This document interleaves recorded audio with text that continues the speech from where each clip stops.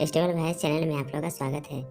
आज की कहानी है बूढ़े बाप का दर्द, दिल को छू लेने वाली कहानी। बेटा का फैसला, पिता का अपमान, चोरी का इल्जाम, सच जानकर बेटा रो पड़ा। आइए इस कहानी को शुरू करते हैं। अकेलापन और उम्मीद।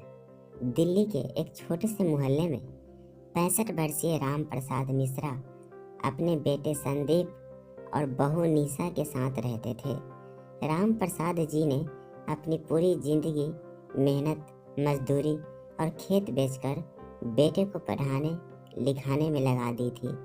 पत्नी शांता देवी का निधन 5 साल पहले हो गया था। उसके बाद से ही राम प्रसाद जी का जीवन सूना हो गया था। गांव में सब कुछ बेचकर बेटे के पास रहने चले गए। उन्हें विश्वास था बुढ़ापे में बेटा और बहू ही सहारा होंगे। संदीप एक मल्टीनेशनल कंपनी में मैनेजर था। काम में बहुत व्यस्त रहता।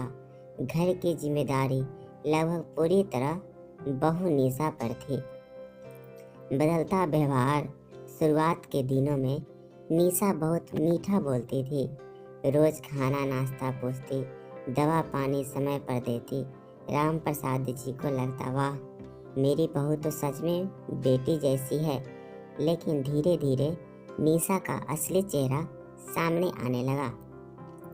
वह हर बात पर ताने देती, कहती, पूरा दिन बैठे रहते हो, जरा हाथ बटा दिया करो।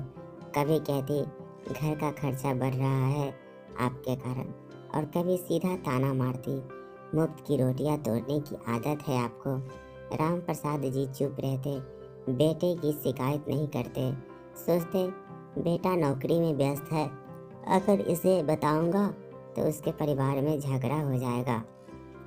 भूख और अपमान। एक दिन सुबह सुबह निशा ने गुस्से में कहा, ससुर जी, पहले झाड़ू पोछा और बर्तन धो लीजिए, तब जाकर रोटी मिलेगी।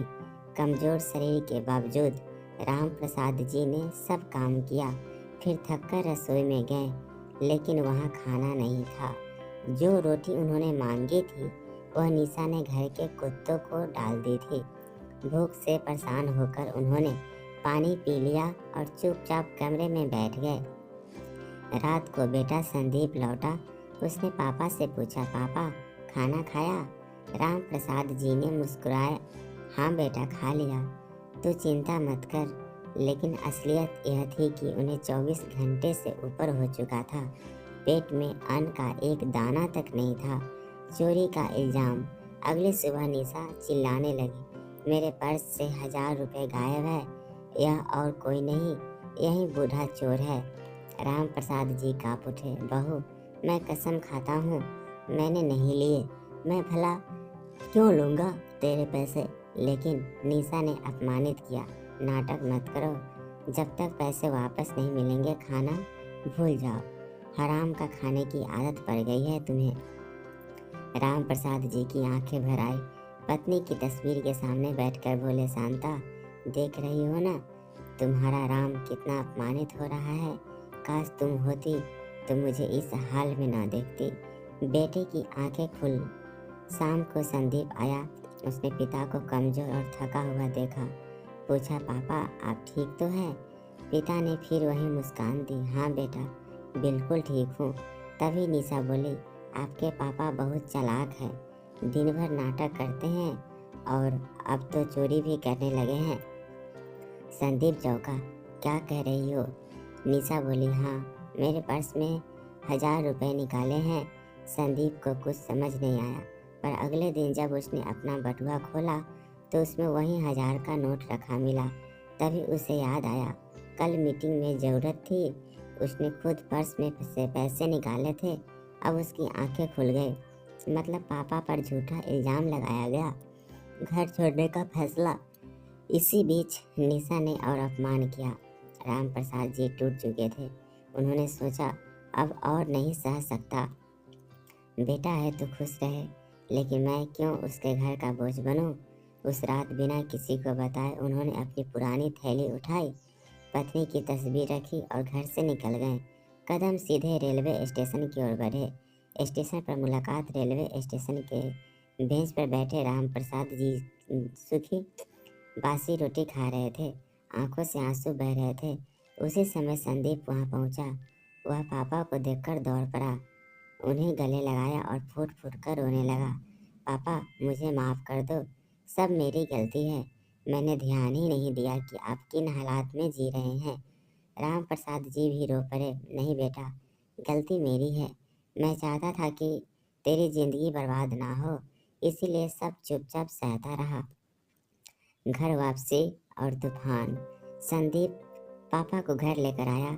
जैसे ही निशा सामने आई, संदीप का गुस्सा फट पड़ा। उसने निशा को 2-3 थप्पड़ मारे और चिल्लाया, शर्म नहीं आती तुम्हें? मैंने तुम्हें मेरी माँ की जगह दी, जिम्मेदारी दी कि मेरे पापा का ख्याल रखना, और तुमने उनका जीना हराम कर दिया। निशा कांपने लगी। मुझे माफ़ कर दो, मुझसे गलती हो गई, अब मैं बदल जाऊंगी। संदीप बोला, या तो पापा इस घर में रहेंगे या तुम। पिता का बड़ा दिल। राम प्रसाद जी ने बेटे को रोकते हुए कहा, बेटा, अगर इंसान अपनी गलती मान ले और सुधारना चाहे तो उसे एक मौका जरूर देना चाहिए। घर की इज्जत घर में ही रहती है, बाहर लाना ठीक नहीं। संदीप चुप हो गया।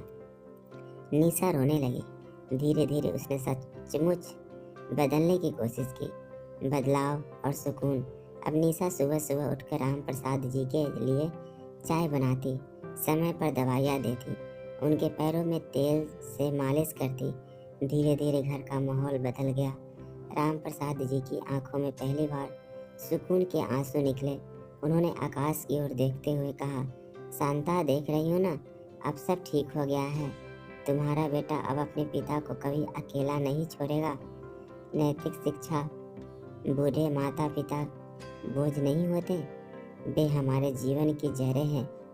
अगर गलती हो जाए और इंसान पछताकर बदलना चाहे तो उसे एक मौका देना चाहिए। सबसे बड़ा धर्म है माँ बाप की सेवा और इज्जत। कैसी लगी यह एक पारिवारिक दर्द भरी कहानी? कमेंट करके ज़रूर बताएं। और आप इस चैनल पे नए हैं तो कृपया इसे लाइक, शेयर और सब्सक्राइब करना ना भूलें, जिससे कहानी की नोटिफिकेशन सबसे पहले आपको मिले। Thank you.